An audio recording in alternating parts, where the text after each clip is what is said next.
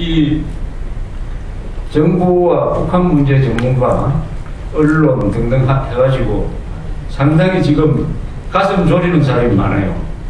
왜 그러냐? 28일에 왜 그 북한 노동당 당대회가 있지 않습니까? 노동당 대회.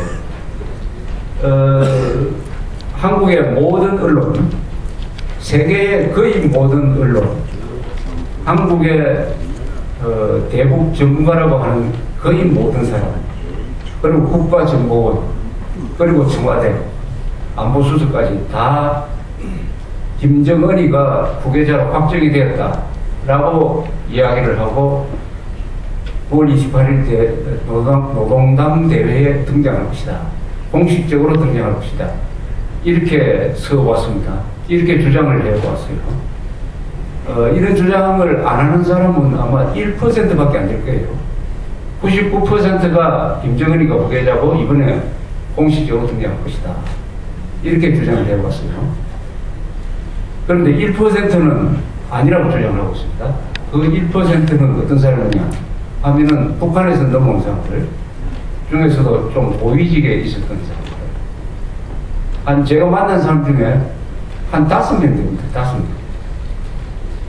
5천만 명 중에 한 5명 정도는 김정은이가 절대로 안 나올 것이다.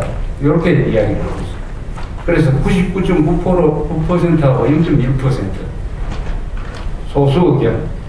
그 절대로 안 나타날 것이다 하는 사람들의 주장은 그동안 신문에서 써주지도 않았어요. 아예 묵살을 했습니다. 조합제닷컴만 그 사람들의 의견을 써준 셈이거든요.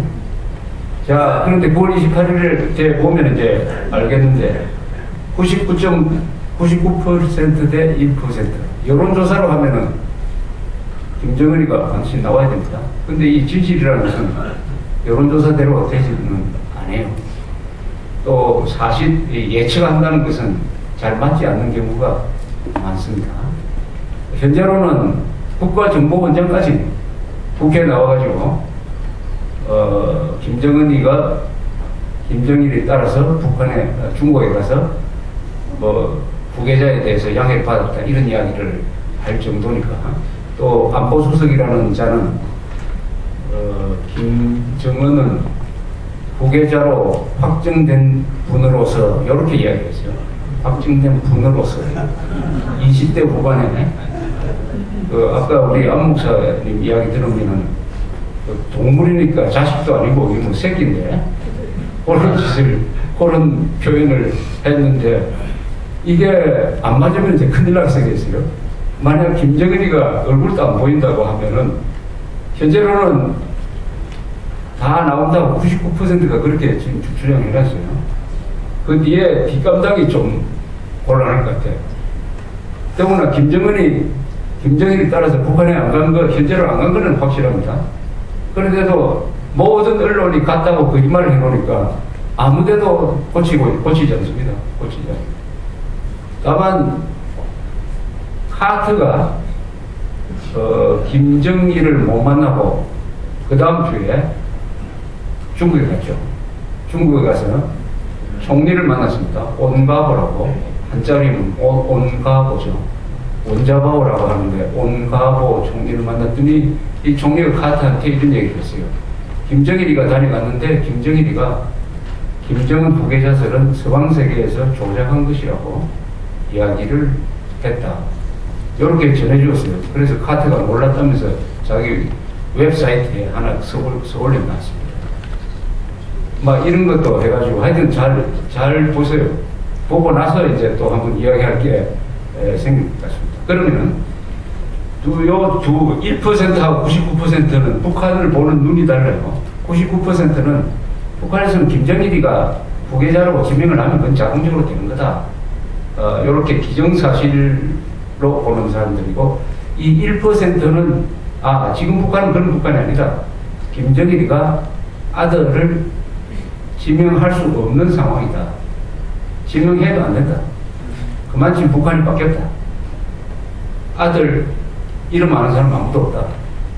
아들에 대한 공식적인 추대 작업이 지금까지 있었던 적이 없다. 다 밑에서 이런 저런 하는 정보가 남한에 들어와서 이렇게 됐다. 이렇게 주장을 해가지고 이 1%는 북한 사회가 많이 변했다. 그래서 3대로 갈 수가 없다라고 이야기를 하고 99%는 김일성이가 김정일을 넘긴 것처럼 김정일이가 넘기면은 김정일이가 결심하면 되게 돼 있다. 이렇게 북한 사회를 보는 눈이 이렇게 다른 것입니다. 그래서 28일 이후에 만났을 때 다시 한번 그 전에 여러분들이 서로 내기를 한번 하시면 좋을 거예요. 내기를 하면은 저도 어제 내기를 좀 해놨습니다. 내기를 해놨는데 하여튼 이 재밌는 겁니다. 왜냐? 이런 말이 있습니다. 트루만 대통령의 한 말 중에서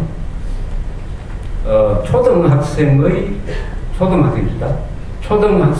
사후 분석은 어떤 일이 일어난 다음에 왜 이런 일이 일어났느냐를 분석하는 겁니다.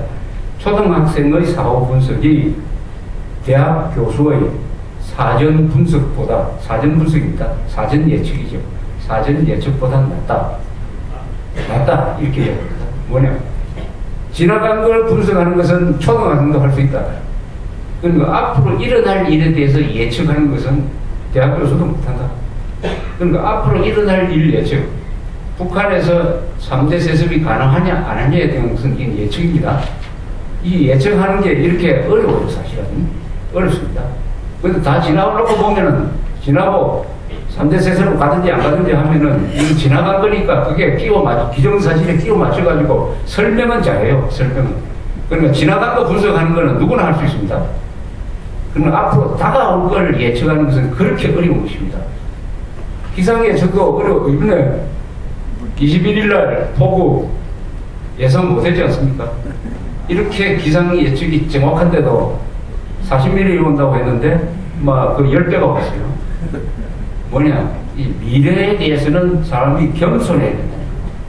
절대 단정적으로 이야기하지 않고 겸손하게 여러 가지 가능성을 열어놓아야 됩니다. 열어놓고. 왜냐? 미래는 하나님 이외에는 아무도 알 수가 없어요. 미래를 알 수 없어요. 인간이 미래에 대해서 예측을 할 때 김정일이가 반드시 나타난다. 김정일이가 안 나타나면은 내 목을 걸겠다. 이런 식으로 할 필요는 없다는 거지.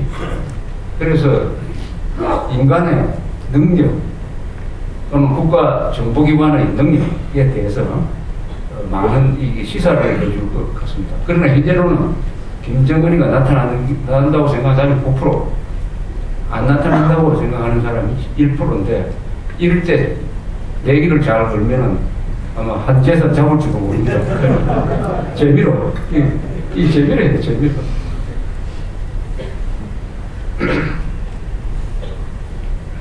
요새 오늘 주제를 좀 바꿨어요. 중간에 예고하기는 왜 스칸디나비아가 세계에서 인류국가가 됐느냐 하는 것에 대해서 이야기를 하려고 했는데 이것은 상당히 조금 학구적인 것이고 역사적인 것이기 때문에 이런 자리에는 좀 안 맞다는 생각이 드는 차에 요새 하나의 이슈가 돼서 토론거리가 되고 있는 게 반공이라는 겁니다. 반공.